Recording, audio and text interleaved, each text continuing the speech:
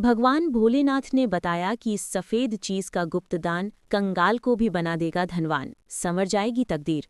और कौन सी चीज का दान करने से व्यक्ति धनवान बन जाता है। एक समय भगवान भोलेनाथ और मां पार्वती अपने प्रिय नगरी काशी पधारे और गंगा किनारे घाट पर शिवजी माता पार्वती संग धार्मिक अनुष्ठान करने वाले भक्तों को देख रहे थे। तभी मां पार्वती की दृष्टि एक बुजुर्ग किसान पर पड़ती है, जो एक पेड़ के नीचे बैठकर भोजन करने जा रहा था। तभी वहां एक भूखा भिखारी आता है और उस बूढ़े किसान से कुछ खाने के लिए मांगने लगता है। उस बुजुर्ग किसान के पास उस भोजन के अलावा कुछ भी नहीं था देने के लिए। उस बुजुर्ग किसान ने खुद भोजन ना करके अपने उस भोजन को उसने भिखारी को दे दिया। ये देखकर मां पार्वती कहती हैं, हे प्रभु, उस बुजुर्ग किसान ने खुद भोजन ना करके अपना भजन उस भिखारी को दे दिया। तब नीलकंठ भगवान कहते हैं, हे प्रिय पार्वती, मनुष्य अपने जीवन में कुछ ना कुछ दान तो करता ही है।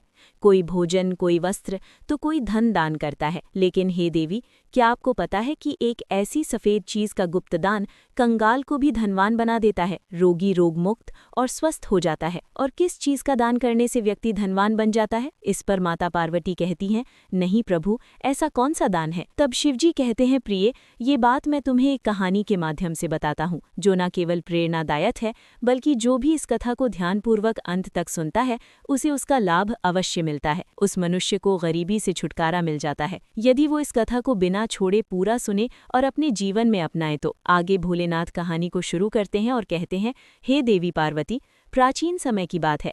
गोदावरी नदी के तट पर स्थित मायापुरी नामक ग्राम में कमल नाम का एक युवक रहता था, जो लकड़ी काटकर अपना जीवन यापन करता था। वो अपनी पत्नी के साथ साधारण जीवन जी रहा था। जलाऊ लकड़ी से होने वाली आमदनी पर्याप्त हो ही नहीं पाती थी, जिससे हमेशा उसके परिवार में भोजन और कपड़ों की कमी बनी रहती थी। एक दिन परेशान होकर क्रोध में आकर कमल की पत्नी ने उससे कहा कि कितने दिनों तक ये सिलसिला चलता रहेगा, ना कोई त्योहार, ना कोई खुशी। क्यों ना तुम इस लकड़ी काटने के काम को छोड़कर नगर में जाकर कोई काम ढूंढ लो, जिससे हमारी मुसीबतें कम हो जाएंगी और गरीबी भी धीरे धीरे समाप्त हो जाएगी। इस पर कमल ने बड़े प्रेम से उत्तर दिया, हे भाग्यवान, मैं सदैव तुम्हारी बात मानता हूँ, लेकिन मैंने पहले भी कहा कि मैं ये गाँव छोड़कर नहीं जा सकता। शहर में यहाँ जैसी शांति नहीं होगी, और हाँ, मैं नहीं चाहता कि इस विषय में हमारे बीच दोबारा ये बातें हों। पत्नी ने कहा, ठीक है, जैसा तुम्हें सही लगे। खाना तैयार है, खाकर लकड़ी काटने चले जाओ। प्रिय भक्तों, भोजन करने के बाद कमल लकड़ी काटने के लिए जंगल की ओर निकल पड़ा। चलते चलते वो काफी दूर चला गया। वो सोचने लगा, आज तो बहुत दूर आ गया हूँ, मुझे एक बड़ा पेड़ चाहिए जिससे आज अच्छी आमदनी हो जाए। लेकिन ऐसा कोई वृक्ष नजर नहीं आ रहा था। वहीं पर एक छोटा सा पेड़ था और सूखा हुआ, तो उसने सोचा, आज के लिए इसी से काम चला लेता हूँ। कमल ने वो पेड़ काटा और फिर सिर पर जलाऊ लकड़ी का गट्ठर रखकर नगर की ओर बेचने के लिए निकल पड़ा। लेकिन नगर पहुंचने पर उसने देखा कि लकड़ी खरीदने वाला कोई नहीं था। वो सोचने लगा कि अब मुझे ये सारी लकड़ियां वापस घर ले जानी पड़ेंगी। तभी रास्ते में एक पंडित जी ने उसे आवाज लगाई। उन्होंने कहा, सुनो लकड़हारे, इधर आओ, वो लकड़ियां कितने की हैं? तो कमल ने कहा, पंडित जी, आपको सारी लकड़ियां चाहिए या आधी? अगर साड़ी चाहिए तो कम दाम में दे दूंगा। पंडित जी ने कहा, मुझे सारी लकड़ियां चाहिए, लेकिन तुम्हारे बताए गए दाम पर नहीं, मैं सिर्फ अपने दाम से ले सकता हूँ। तो कमल ने थके हारे स्वर में कहा, अरे तो फिर ये लकड़ियां बहुत सस्ती हो जाएंगी, लेकिन चलिए ले लीजिए, वैसे भी मैं थक चुका हूँ। पंडित जी ने 50 रुपए देते हुए कहा, ये लो और लकड़ियां यहाँ रख दो। वैसे तुम बहुत भूखे लग रहे हो, क्या कुछ खाना खाओगे? कमल ने कहा, गुरुजी, मुझे भूख तो बहुत लगी है, लेकिन अगर मैं खा लूंगा तो आपके परिवार के लिए खाना कम पड़ जाएगा। रहने दीजिए, मैं घर जाकर खा लूंगा। पंडित जी मुस्कुराते हुए बोले, बेटा चिंता मत करो, यहाँ इतना खाना है कि 20 लोग खा सकते हैं। जब भी भूख लगे यहाँ आया करो और खा लिया करो। तब कमल ने पूछा, क्या आप हमेशा सबको ऐसे ही खाना खिलाते हैं? पंडित जी ने उत्तर दिया, जब तक परमात्मा ने मुझ पर कृपा बनाए रखी है, मैं ये करता हूँ, ये सब उनकी मर्जी है। तब कमल ने कहा, ठीक है, तो मैं आज खाना यहीं पर खाऊंगा। उस दिन कमल ने उस पंडित जी के घर पर ही भरपेट भोजन किया और धन्यवाद बोलते हुए बोला, पंडित जी, आप बहुत दयालु हैं, बहुत ही नेक हृदय की हैं। ऐसा अच्छा काम करने में मैं आपकी मदद करना चाहता हूँ। अब से मैं लकड़ियाँ आधे दाम में 50 रुपए में ही दिया करूँगा। पंडित जी ने कहा, अच्छा तो ठीक है, तुम्हारी जैसी इच्छा। उसने पंडित जी को लकड़ियाँ दी और 50 रुपए लेकर घर की ओर निकल पड़ा। घर जाने पर उसकी पत्नी ने पैसे के बारे में पूछा तो उसने लकड़ियों के आधे दाम को ही दिखाया, तो उसने 50 रुपए निकालकर दिखा दिए। उसकी पत्नी ने कहा, अरे आप रोज 100 रुपए लाया करते थे, आज क्या लकड़ियां आपने कम कर दी? उसने कहा, नहीं भाग्यवान, मैंने लकड़ियां तो उतनी ही काटी जितना रोज काटता था, लेकिन आज आधा दाम ही मिला। तो उसकी पत्नी रुष्ट हो गई, बोली कि बताइए, घर में राशन नहीं है, नया छप्पर लगवाना है, बच्चों की शिक्षा के लिए पैसे चाहिए, बहुत सारे काम करने हैं, मैं इसमें क्या करूंगी। तो उसने कहा, हे भाग्यवान, पास के नगर में एक धर्मपाल नाम के पंडित जी रहते हैं जो बड़े ही विद्वान हैं। मैं उन्हीं के घर चला गया, उन्होंने बड़े प्यार से मुझे भोजन कराया। वे गरीब लोगों को, भूखे लोगों को निःशुल्क भोजन कराते हैं। उन्हीं को मैंने वे लकड़ियां आधे दाम पर दे दी। मुझे लगा कि मुझे ये काम करना चाहिए। तो उसकी पत्नी ने पूछा, हमेशा खाना खिलाते हैं, फिर तो वो बहुत ही अमीर होंगे ना। तो कमल ने कहा, वो उतने अमीर नहीं हैं जितना तुम सोच रही हो। वो बहुत ही अच्छे भावना के हैं और मंदिर के पुजारी हैं। वे अपनी मेहनत की कमाई से ही सबको खिलाते हैं। मैंने उनकी मदद के लिए कहा कि मैं उनके लिए हमेशा 50 रुपये में ही लकड़ी काट कर दिया करूँगा। तो उसकी पत्नी ने कहा, क्या इतना काफ़ी है? अगर तुम 2 गट्ठर लकड़ी नहीं काट सकते तो हम दिन में 50 रुपये में घर कैसे चलाएंगे और बचत कैसे करेंगे? तो कमल ने उत्तर दिया, हे भाग्यवान, मैं कोशिश करूंगा और जो भगवान की इच्छा होगी वही होगा। आज मैंने उनके घर में खाना खाया है, एक दिन तुम्हें भी वहां लेकर चलूंगा। इसके बाद कमल हर दिन जलाऊ लकड़ी काटता और अपने वादे के अनुसार पंडित जी को सिर्फ 50 रुपये में ही बेचता। ऐसे ही एक दिन पंडित जी भोजन करने बैठे थे कि बाहर से आवाज़ आई, पंडित जी महाराज, लकड़ियाँ लेकर आया हूँ, यहाँ आकर लकड़ियाँ ले जाइए ताकि मैं जा सकूँ। पंडित जी ने बाहर आकर कहा, कमल, मैं तुम्हें पैसे नहीं दे सकता, तुम अपनी लकड़ियाँ वापस ले जाओ। कमल ने कहा, पैसे कल दे दीजिएगा, लेकिन लकड़ियाँ यहीं पर छोड़ देता हूँ, मुझे बहुत भूख लगी है, क्या आप मुझे भोजन दे सकते हैं? वैसे भी आप सबको खिलाते हैं। पंडित जी ने मुस्कुराते हुए कहा, क्यों नहीं कमल, पहले अपने हाथ पांव धो लो, तब तक मैं भोजन की व्यवस्था करता हूँ। पंडित जी ने घर के अंदर जाकर अपनी पत्नी से ये बात कही। उनकी पत्नी बोली, आपने ऐसा वादा क्यों किया? हमारे घर में खाने के लिए कुछ भी नहीं बचा है, सिवाय उसे भोजन के जो मैंने आपके लिए परोसा है। प्रिय भक्तों, इस कथा को माँ पार्वती बड़े ही ध्यान से सुन रही थी। अब तो और भी ध्यान से सुनने लगी। तो आगे भगवान शिवजी माता पार्वती से कहते हैं, हे प्रिय, कमल शाप के कारण तुरंत ही कुत्ते में बदल जाता है। इसके बाद कमल शाप से छुटकारा पाने के लिए यात्रा पर निकल जाता है। वो सोचने लगता है कि जैसा साधु ने कहा, मुझे सबसे अच्छा दान करने वाले कहाँ मिलेंगे, मेरी समझ में कुछ नहीं आ रहा। तब उसे अचानक पंडित जी की याद आई। उसने सोचा, पंडित जी बड़े ही उदार और नेक हृदय के व्यक्ति हैं, अब मैं सबसे पहले उन्हीं के पास जाता हूँ। कमल कुत्ते के रूप में पंडित जी के घर पहुँचता है। पंडित जी के भोजन कर लेने के बाद उनकी पत्नी ने बचे हुए भोजन को बाहर फेंक दिया। अब कमल कुत्ते के रूप में वहां पहुंचा और पंडित जी के बचे हुए जूठे भोजन को खा लिया। खाना खाते ही उसका आधा शरीर सफ़ेद हो गया। कमल बड़ा ही प्रसन्न हुआ और कहता है, मुझे पता था कि पंडित जी बहुत ही दयालु व्यक्ति हैं। मुझे आधे श्राप से मुक्ति मिल गई है, लेकिन पूरी तरह से मुक्त होने के लिए मुझे किसी और को ढूंढना होगा। कमल दूसरे व्यक्ति की तलाश में निकल पड़ा। एक दिन वो सोहन नाम के एक युवक को हल जोतते हुए देखता है। कमल कुत्ते के रूप में उसके घर के सामने बैठ जाता है। तभी एक व्यक्ति वहां से गाय लेकर जाता है। वो कहता है, सोहन बहुत ही नेक इंसान है, वो सिर्फ मुझे ही नहीं कई और लोगों को भी गाय दान कर चुका है, ऐसे व्यक्ति को आशीर्वाद मिलना चाहिए।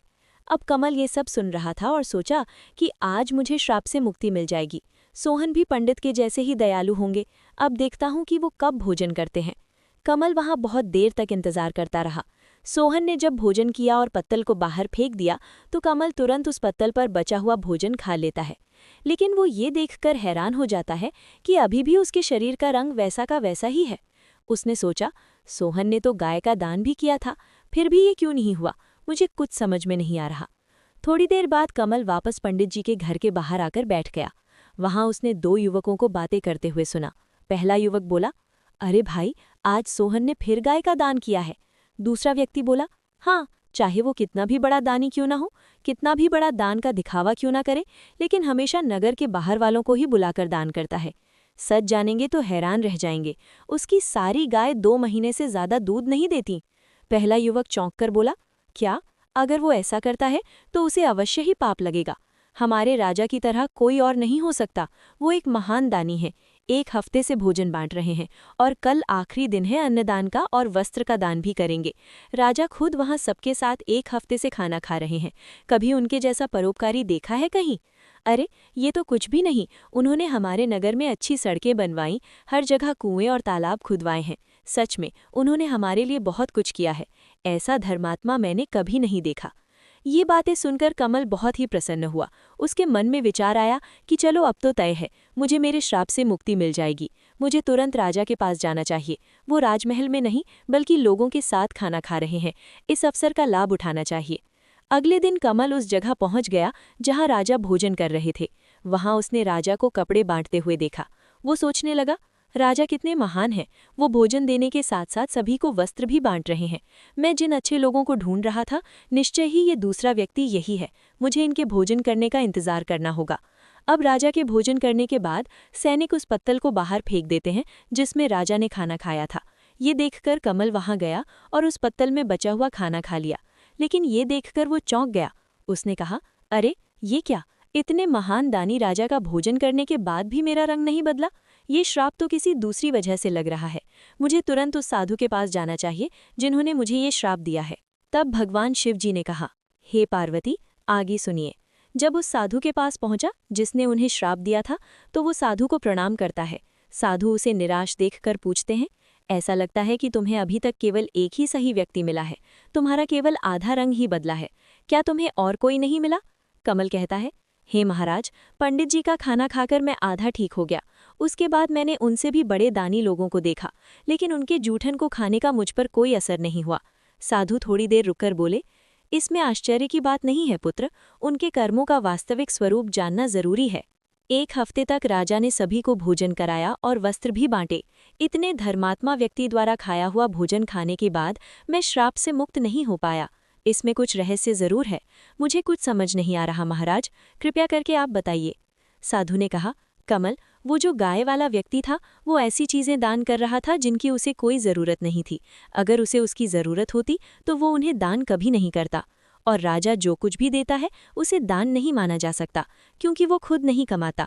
वो तुम्हारे जैसे लोगों द्वारा दिए गए कर का उपयोग राज्य के लोगों को दान देने में कर रहा है। साधु ने आगे कहा, कल के दान में जो भोजन और वस्त्र बांटे गए वे भी जनता के दिए हुए कर के ही थे। इसीलिए राजा द्वारा दिया गया दान दान नहीं माना जाएगा। वो सिर्फ लोगों का धन लोगों पर ही खर्च कर रहा है। ऐसे में राजा के भोजन का तुम्हें श्राप पर कोई असर नहीं हो सकता। समझ लो, सही दान वही था जो पंडित ने भूखे को भोजन कराकर किया। भले ही उन्होंने खुद नहीं खाया, लेकिन उनका दान सबसे श्रेष्ठ था। इसीलिए तुम्हें और प्रयास करना होगा। तुम श्राप के मुक्ति के करीब हो। कमल ने कहा, समझ गया महाराज, धन्यवाद। उदास मन से कमल वहां से चल पड़ा। उसने सोचा, अरे बाप रे, कितनी दूर आ गया हूँ, बहुत भूख लगी है। अच्छा होगा कि पास में कुछ खाने को मिल जाए। तभी उसने देखा एक किसान घड़े में पानी लेकर जा रहा था। पास में खड़े दो युवक आपस में बातें कर रहे थे। उस किसान को देख रहे हो? वो रोज इस धूप में इस पानी से भरे मटके से यहाँ से गुजरने वाले लोगों को पानी पिलाता है। वो बूढ़ा आदमी 80 साल से अधिक का लगता है, फिर भी उसका काम काबिले तारीफ है। इसके बाद कमल ने देखा कि वो किसान पानी पिलाने के बाद थोड़ी देर बाद खाना निकाला और खाना खाने लगा। कुत्ते के रूप में भूखे कमल को देखकर किसान ने अपने भोजन में से कुछ उसे भी दे दिया। जैसे ही कमल ने वो भोजन खाया, उसका श्राप समाप्त हो गया और वो वापस मनुष्य बन गया। उसने किसान को धन्यवाद दिया और खुशी खुशी वापस लौट आया। उसने सोचा, सचमुच दान कभी छोटा या बड़ा नहीं होता। भूख मिटाने वाले पंडित और प्यास बुझाने वाले इस किसान जैसा दान ही सच्चा दान है। सबसे अच्छा दान वही है जो निस्वार्थ भाव से दूसरों की मदद के लिए किया जाए। चलते चलते कमल अपनी पत्नी के पास अपने घर पहुंच गया और खुशी से रहने लगा। उधर पंडित ने इतना दान कर दिया था कि उसकी आर्थिक स्थिति खराब हो चुकी थी।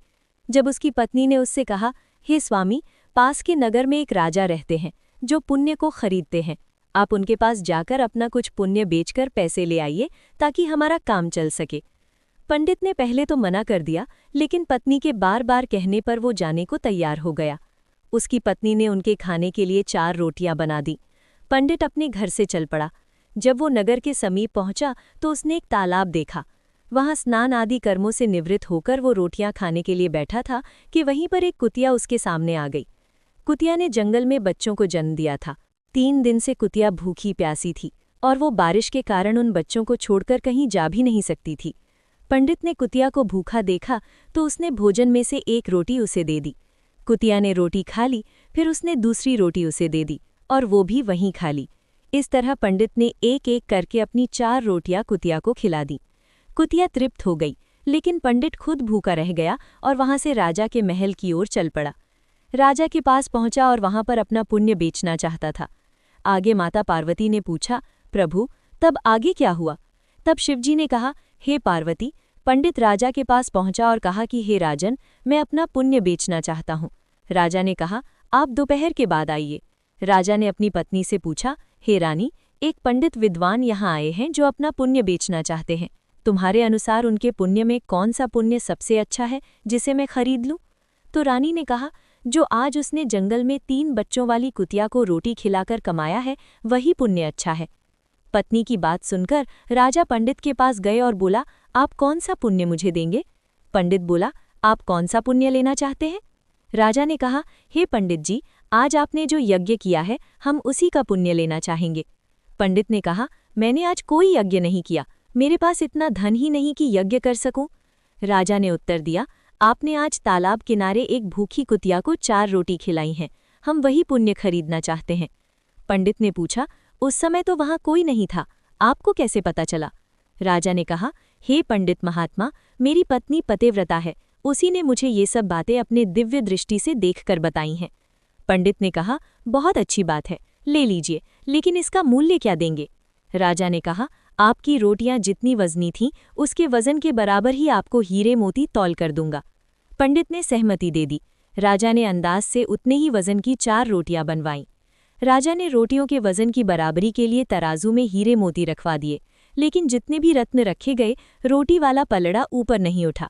राजा ने कहा, और रत्न लेकर आओ। जब पंडित ने अपने पुण्य का ऐसा प्रभाव देखा तो उसकी आंखें खुल गईं। उसने कहा, हे राजन, मैं अभी पुण्य नहीं बेचूंगा। राजा बोला, जैसी आपकी इच्छा। पंडित जी वहां से चले गए और अपने घर की ओर लौटने लगे। लौटते समय वो उसी तालाब के पास पहुंचा जहां कुतिया को रोटी खिलाई थी। वहां पहुंचकर वो एक पेड़ के नीचे बैठ गए और सोचने लगे कि मैं घर जाऊंगा तो अपनी पत्नी को क्या जवाब दूंगा। अनमने मन से उन्होंने उसी जगह के कंकड़ पत्थर को उठाकर अपनी पोटली में भरना शुरू कर दिया जहां पर कुतिया ने बैठकर भोजन किया था। उन्होंने एक एक कंकड़ और पत्थर को चुन चुनकर अपनी पोटली में भर दी और उस पोटली को लेकर अपने घर चले आए। जब उनकी पत्नी ने कहा, स्वामी, आप महाराज के पास से धन लेकर आए हैं, तो पंडित जी ने बिना कुछ बोले उस पोटली को अपने पत्नी को थमा दिया। जब पत्नी ने उस पोटली को खोला तो वो देखकर बड़े ही हैरान हुई। उसके आश्चर्य का ठिकाना नहीं था। पोटली में हीरे, पन्ने और माणिक चमक रहे थे। वो बेहद प्रसन्न हुई। थोड़ी देर बाद जब पंडित वापस आए तो उनकी पत्नी ने पूछा, स्वामी, इतने सारे हीरे पन्ने कहाँ से ले आए? पंडित ने कहा, क्यों मजाक कर रहे हो पंडिताइन? कंकड़ पत्थर तुम्हें हीरे मोती लग रहे हैं?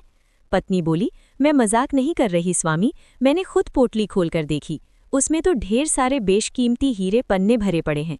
पंडित जी बोले, मुझे लाकर दिखाओ तो जरा। अब पंडिताइन ने पोटली को उनके सामने रख दिया। वो समझ गया ये सब उसी पुण्य का प्रभाव है जो उसने कुतिया को रोटी खिलाने से प्राप्त हुआ था। उन्होंने सोचा कि एक भूखी कुतिया और उसके बच्चे को रोटियां देने के कारण ये चमत्कार हुआ। ये सब भगवान की कृपा और दया का परिणाम है। आगे पंडित जी ने अपनी पत्नी से कहा, भगवान का संदेश है कि ज़रूरतमंद की मदद करना सबसे बड़ा पुण्य है। जो व्यक्ति दुखियों और असहायों की सहायता करता है, ईश्वर उसे अनंत गुना फल प्रदान करते हैं। भगवान शिवजी ने माता पार्वती से कहा, हे प्रिय, अब पंडित और पंडिताइन ने उस लकड़हारे का पता लगाया जो उनके यहाँ लकड़ियाँ लेकर आया करता था। उन्होंने कहा कि उसे भी उसके लकड़ी का दान और उसके पुण्य का फल मिलना चाहिए। उन्होंने लकड़हारे का पता लगाकर उसे भी कुछ धन प्रदान किया, जिससे लकड़हारे की गरीबी दूर हुई और उस धन से वो अपना एक व्यवसाय शुरू किया और उसके घर में भी धन धान्य की वर्षा होने लगी। उसका व्यापार अच्छे से चलने लगा और इधर पंडित और पंडिताइन भी धन संपन्न हो गए। उन्होंने और भी अधिक भंडारे करना शुरू कर दिया। उन्होंने कई मंदिरों का निर्माण कराया और लोगों की सेवा सहायता करने लगे।